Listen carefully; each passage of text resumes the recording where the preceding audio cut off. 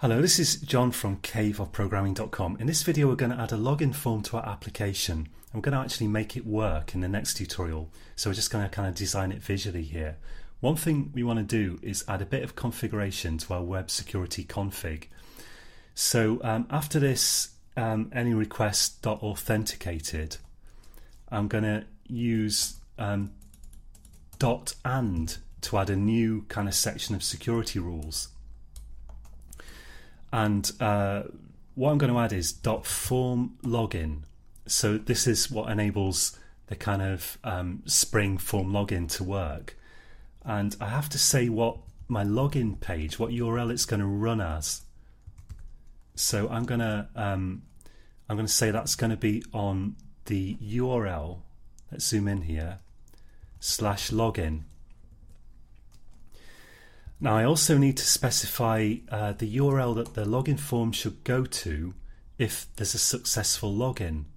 So that's completely up to you, but I'm going to make it go to the home page if the user manages to log in successfully. So default success URL is just /. And I'm going to make sure that anyone can access the login page by adding .permit all.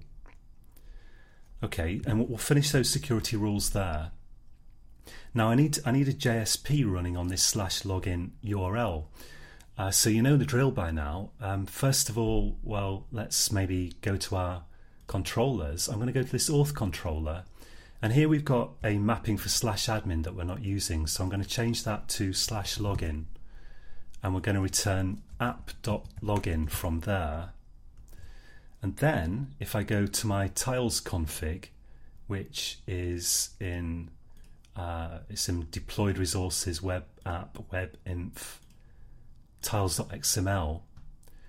Let's copy one of these existing definitions again, like we always do. Paste it in, change that to app.login, and make that go to login.jsp. Then we'll go to our tiles directory, right click it, create a new JSP file which I'll call login.jsp.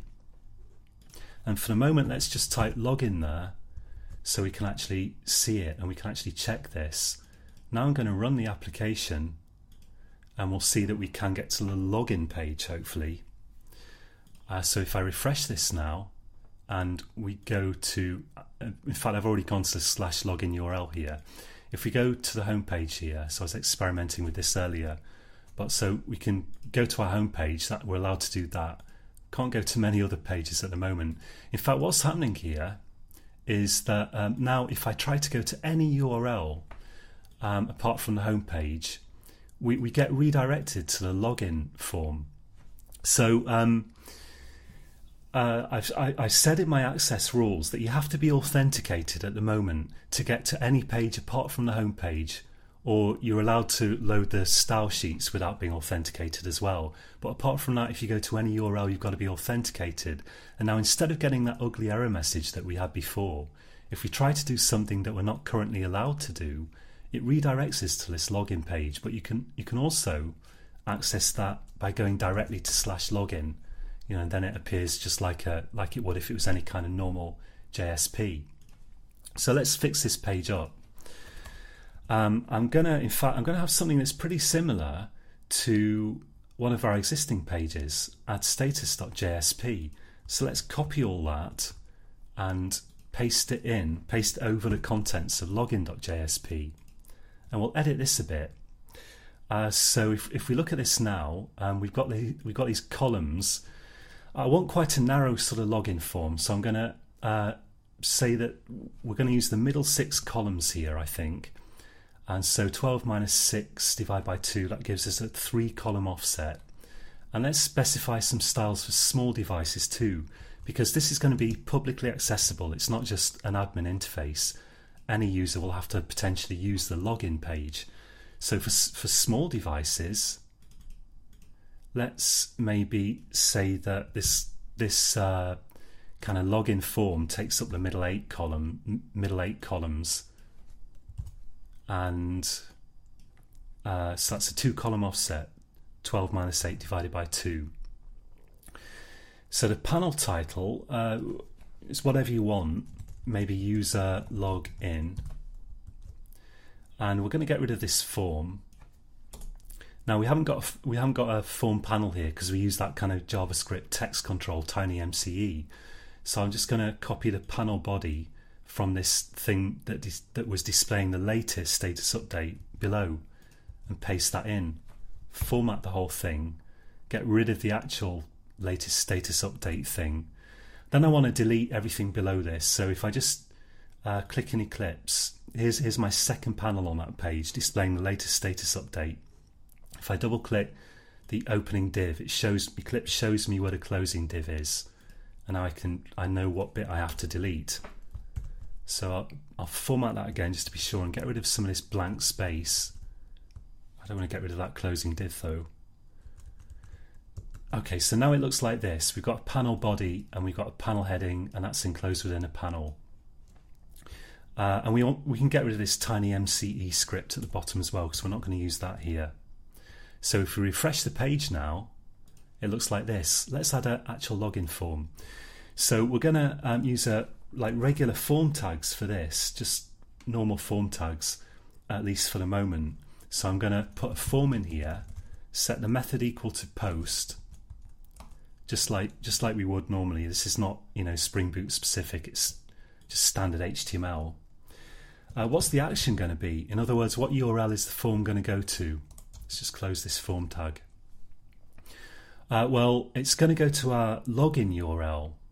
It's going to go to the actual URL it's displaying on, and then Spring will handle posts automatically to that URL. We want to make sure the context root is taken into account. That's the bit, of course, of the URL after the domain name, which is going to change and may or may not be there, depending on how you deploy your app. So let's have C colon URL var equals login URL value equals, and the value of it's going to be /login. So the action now is going to be use a bit of expression language to specify it's this login URL that I've just defined. Login URL. Now we need some input controls in here. So you can just do this according to your taste if you're familiar with HTML and CSS. Let's have an input type equals hidden.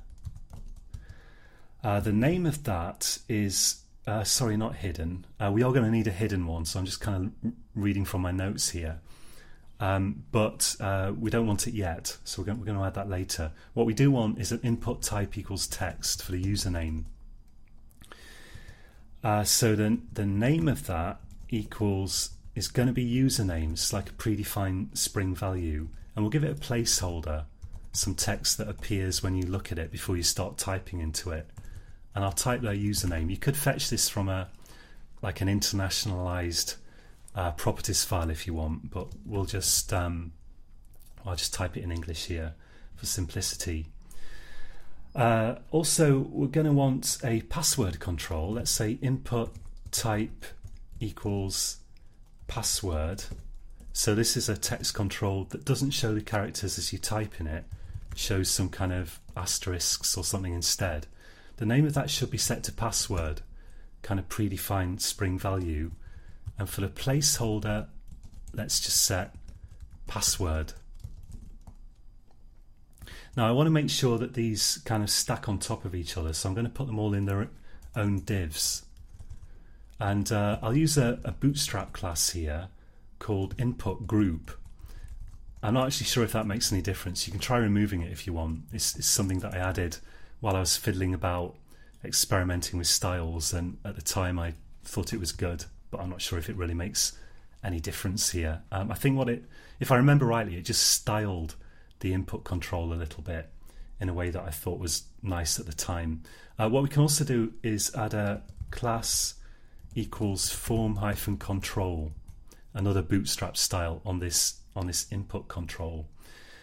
So again, these classes, you can experiment with them. I'm not sure these are the best ones. I don't know if input group is even making any difference here, but it's fine. It's not doing any harm for sure. Let's format that. So I'm going to do the same thing with my next input control. let's add that class equals form control to style it a little bit and surround it with a div, which I could give this input. I could give the class input group. I think the input group's really intended for bunching together different controls, like if you have a label for each of these. We haven't got a label here. We could decide to add one, but I'm just going to leave it like this, and that will work fine. What we also need is a button. So let's copy one of these div with the classes of input group and get rid of the text control from it, get rid of the password control, and let's have a button in there. So button type equals submit, just completely normal HTML. Class equals, well, we could again use bootstrap classes to style the button a little bit. And again, I'm not really sure if I've actually ended up if these really make any difference in the final code. You could try removing them and see if they make any difference or not. I did just experiment with some different styles, and the combination I got looked fine. One thing that we do need is we do need pull-right, because I want the button to appear on the right hand side. So this pull-right bootstrap style will do that for us. And I'm going to make the text on this button just say sign in.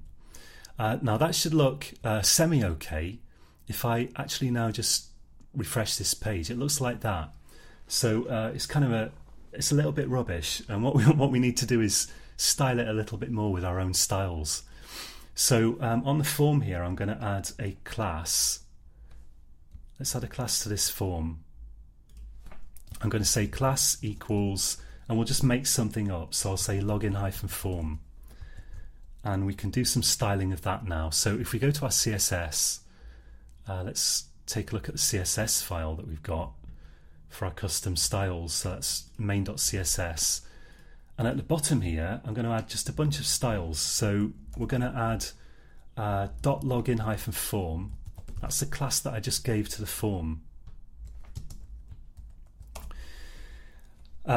So let's make sure that the form definitely has 100% width. In other words, it takes up as much space as it's allowed to within the column system. Don't know if that will make any difference. Doesn't seem to make much difference, but we'll add that just to be sure.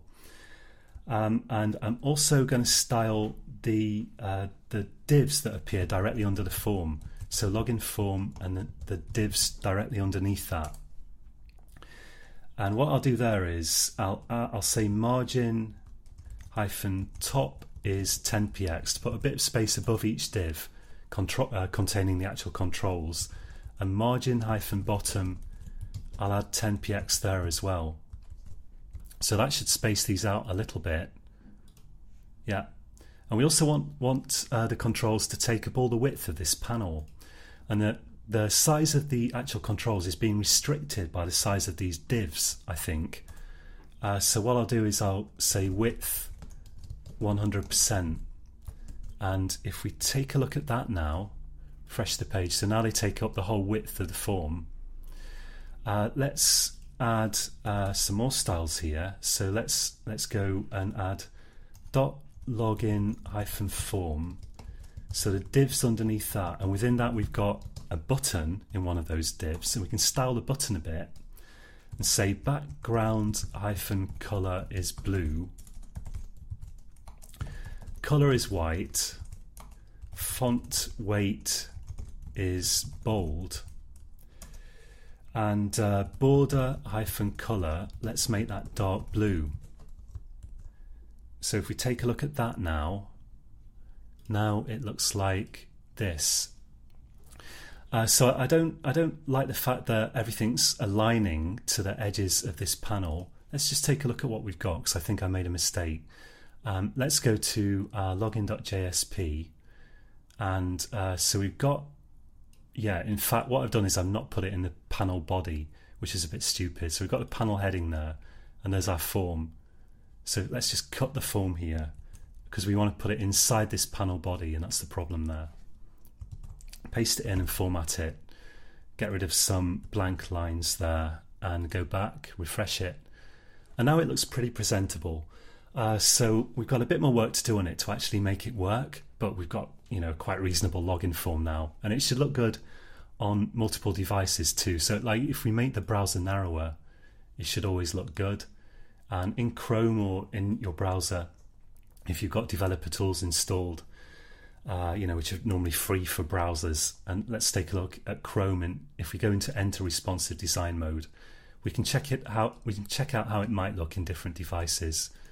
And we can see that in theory it should look good on all of them. You can't be 100% sure until you've actually tried it on the actual devices, but this is a good indication that it's probably going to look alright. Okay, that's it for this tutorial. Until next time, happy coding.